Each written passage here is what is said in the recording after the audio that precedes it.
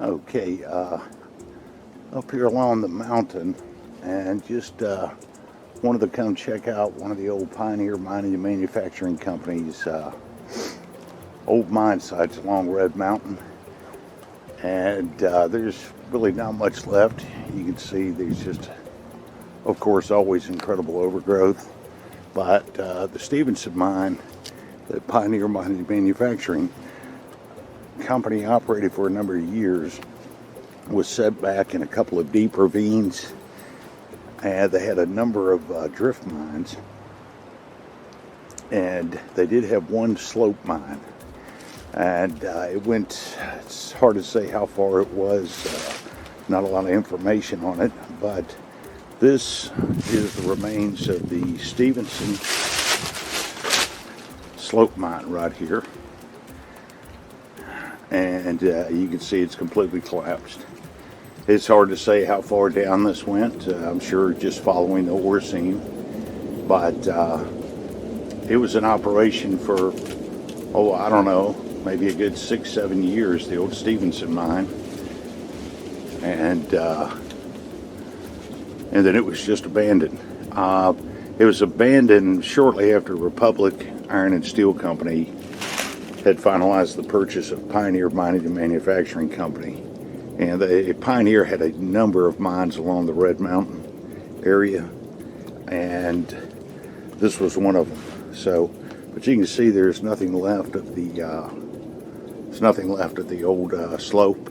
They actually, it's listed in some of the reports as a rock tunnel slope, but you can actually see somewhere down below would be actually the ore seam. So, and they did have a manway. They did have a manway entrance to the mine,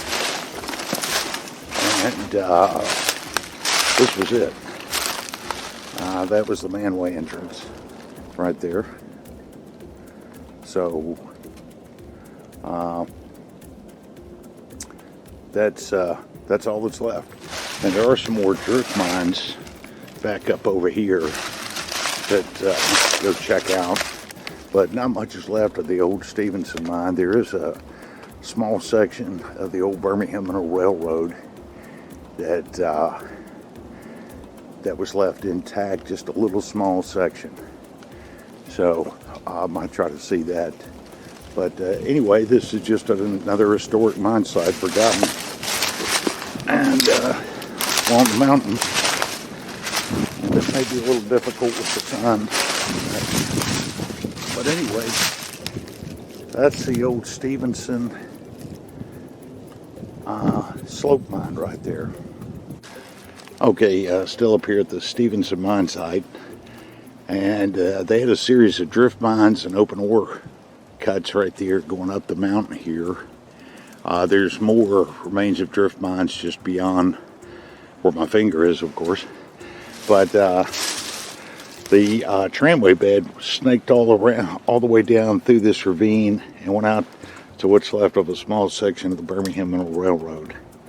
But this right here is probably the biggest of the, I guess, drift mines that you could actually view.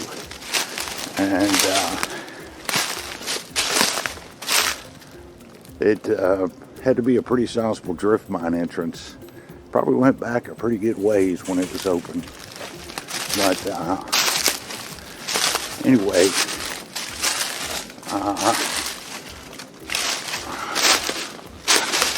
and you see the get a little opening here, and actually a little opening right there. Can't really see too good with the sun, but that's actually a small opening right there. I'm sure it went all the way. I'm sure it went for a pretty good ways going horizontal following the ore seam. So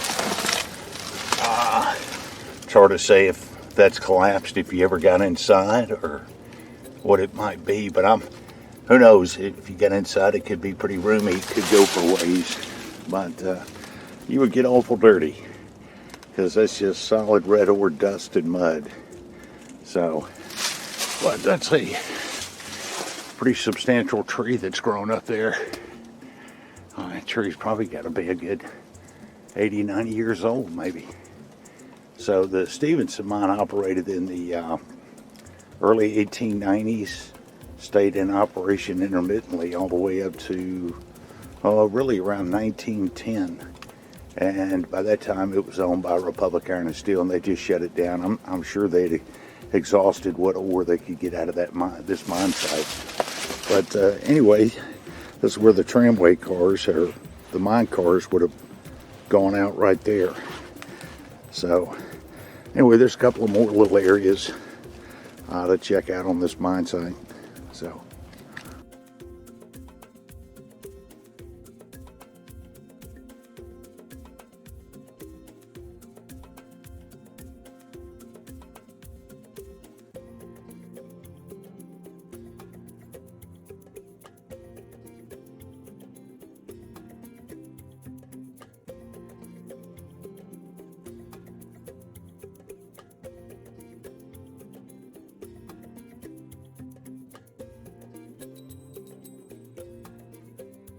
okay, still up here at the old mine site of the Pioneer Mining and Manufacturing Company.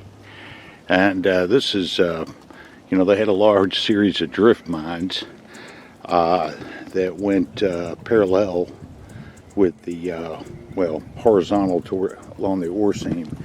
And once they got back to a certain distance, air became pretty stale. So they needed to construct an air shaft. And that is the remains of one of the air shafts. So it's all closed up, but that's, I don't know, that's a good 50, 60 foot drop down there, maybe even deeper. Don't want to hang over the side too much, but anyway, they had several of these up here, but this is the only one I've been able to find. So it's a steep drop. So, but anyway, they actually constructed these in several different places to bring air down into the drift mines for the miners. And it was just, they didn't have an air fan or anything. This was just natural air coming into, going into the drift mines. So, all right, just another little piece of the mine right here. So, all right. Now, somebody's doing a lot of shooting in the distance, but it's pretty overgrown back here. But this is the small section of the old Birmingham Mineral Railroad, the Louisville and Nashville Railroad's Birmingham division, and you can see that these rails are still in place. And just up ahead, there's actually the remains of a whistle post marker still in place. Of course, I think a tree, if I remember right, a tree has grown up around it. But anyway, this is the small section of the old Birmingham Mineral Railroad bed that serviced the Stevenson mine and several other mines that were in the same area. This was part of the Gate City branch. So, and this is just one small section. It's all that remains along this line that went all the way to Trussville. So, okay, the remains of the Birmingham Mineral Railroad are just right in front, right here, along with some small sections of the intact rails. But this is probably one of the last whistle post markers along this section of the mine. There are several, but this is an actual whistle post marker from the 1890s. You can see that a tree right here grew up and kind of kicked it out of its place right here, and it's just been hanging here. But that's an actual whistle post marker of the old Birmingham Mineral Railroad that serviced the Stevenson mine and quite a few of the other ones along the Gate City branch. So just it's kind of hard to see. Of course, the sun is always out. So all right, but little piece of railroad history right there to go along with the mines. So, all right, that'll do it for this little expedition up here to the Stevenson mine.